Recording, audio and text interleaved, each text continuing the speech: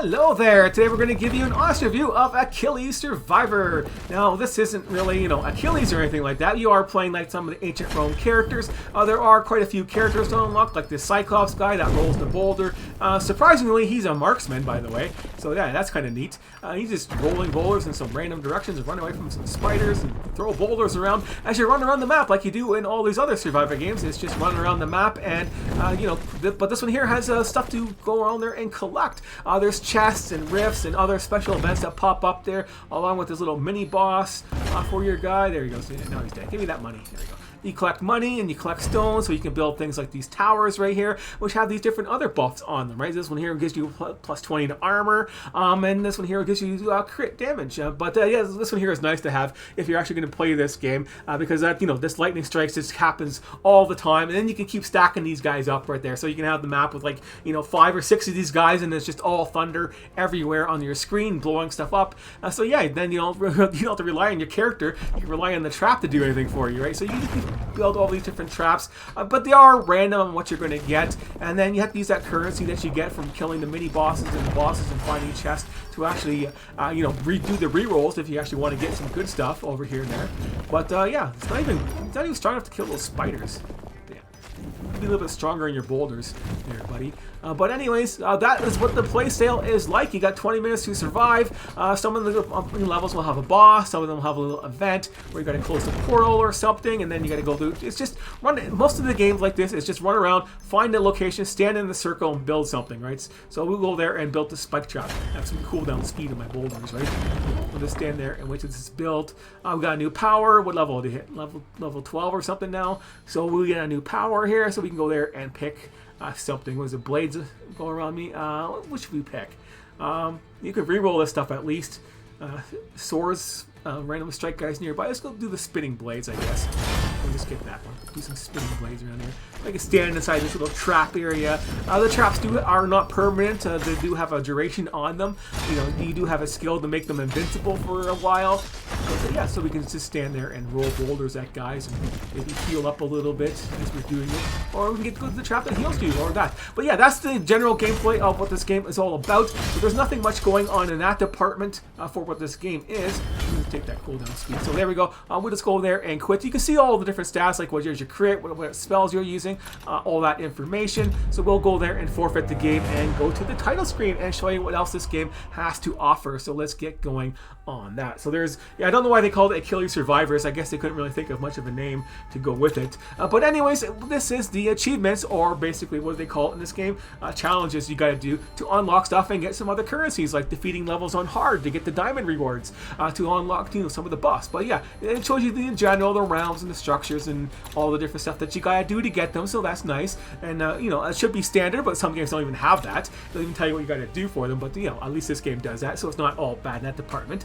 We have all these different currencies up here. It looks confusing at the start, but you have 5 different classes over here. So there's the Enchantress class or Enchanter class that goes on there. Then you get a Rogue Warrior. That's that marksman we just saw over there. And then we got the Commander, that the first guy that you can play. And they all have their different 4 tiers of abilities and different skills. They're not all equal, right? So this guy's got 15 experience gain maxed out, and this Enchanter has 30% maxed out there. But there are general ones like this one here, which gives you 40%, and then the diamonds come and play when you want to level that stuff up. Like if I went to the next level on this one here, the next level after that would cost me a diamond, then more diamonds after that. So like this one here cost an extra diamond for its construction. So that's why I don't have any of my construction currency done, because they all want those little diamonds and I don't want to spend them. I'd rather spend my diamonds on the actual character buffs than the structure buffs at the moment, because they're going to cost them more, and getting this stuff I just spent it all, so nothing else to spend them on. It's even more powerful, I think, at the end of the day. But anyways, let's carry on to the other stuff. That is your general buff system: experience, your luck, your power, your dodge. You get your armor, your health regen, all the standard different buffs that you have in these games. Nothing special about that. And that is the rundown of that. Your buff system. system. There we go. It has 4 different realms. Each of these realms is going to have 6 different levels on there, and the difficulty keeps going up. And then you have additional objectives to do on those. So we'll just go there. You have a short game you can play. I don't know if you get actually any extra rewards for doing it short, or even achievement rewards, or does it even count for unlocking some of the other characters? I don't know. But the 3 different difficulties. There's an endless mode you can unlock, I believe, later on. It doesn't tell you how to do that, but I can play the game more and find out, I guess. But we can go there and show you the next part, because we can't really actually see your survivors too well on there. But here are the different survivors that we have. Most of them are the same, like this guy with a spear and another guy with a spear type of a deal, right? Another guy with a sword, another guy with a sword, that type of thing. But you can see their classes, and they all share. Like this guy's a commander, this guy's a commander also, and you get the commander level up there, which happens. You just get to share their different buffs. They all have their different perks for them, right? And they all have different secondary skills which you could unlock. Like this guy gets, 5 different little weak guys that will help you out there. So that's not really that great. They don't really follow you around too well either. But anyways, and then you have what's the other? I got one for the Enchantress. I got the Enchanter. But yeah, she's up there, and her secondary skill is just stand there, and you eventually heal up. It heals you like 1 point every second if you're standing there. Then it goes up to 10, and then you buff it up to 10 hit points every second. That type of thing. So they're not really that great, but we do have a lot of different characters as we can see here. So you do have like something different, like a skeleton you can play, and then you have this little this big spider guy that you can play, and you saw the big big cyclops you can play. Also, then there's also a chicken you can play. Oh, no, little demon, that's not the chicken. There's the chicken right there. But I don't want to complete the 20 runs to unlock the chicken and see what that guy can do. It's just probably another little gimmick thing to play. I don't want to play this game enough to actually unlock it. It's just another survivor game. I'd have other things to do. I can come back to it and play later. But as it stands, this game does not compare to something like Soulstone Survivors or also the best one I have is hit my tongue, the Vampire Survivors.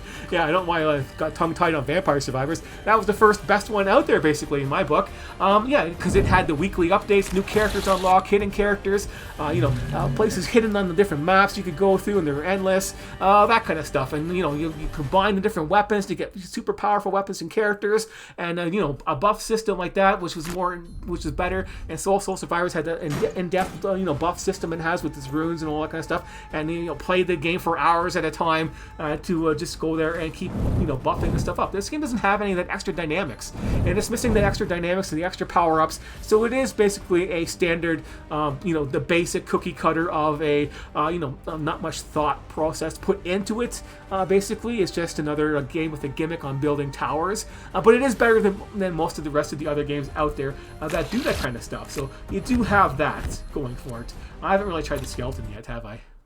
So we can check out that for a second. But anyways, that is the run. That's my opinion of this game. It's not going to be as good as those games, but it is better than some of the other ones. And if you already played them and you're done them and you like these type of games, yeah, definitely go ahead and pick this up and try it out there. I think this game is worth about a 6 out of 10.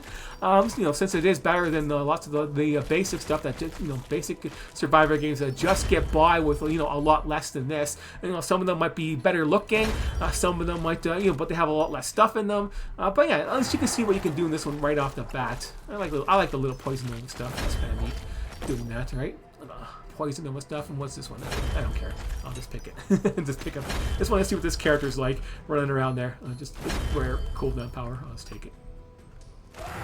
I should be mining, right? I'm not complaining. I'm not playing this game. I'm quitting. That is the rundown. Short rundown of this game. Let's go there and pick. I guess this guy's a spell-based rogue. I guess he's a spellcasting rogue. Spellcasting rogue skeleton, like the marksman, Cyclops that rolls boulders around there. The bowling champion of ancient Greece is the Cyclops. Who knew? Yeah, there you go. So that is my opinion of this game. Develop your own opinion based on what you see. There's a little chest down there. I got to go get there and mine some stuff. So it has that other dynamic. That's why I guess probably the extra bonus points is actually having that little dynamic of building towers and stuff like that, collecting stone. You got stuff to do on the map. We can go there and build a flame turret for ourselves.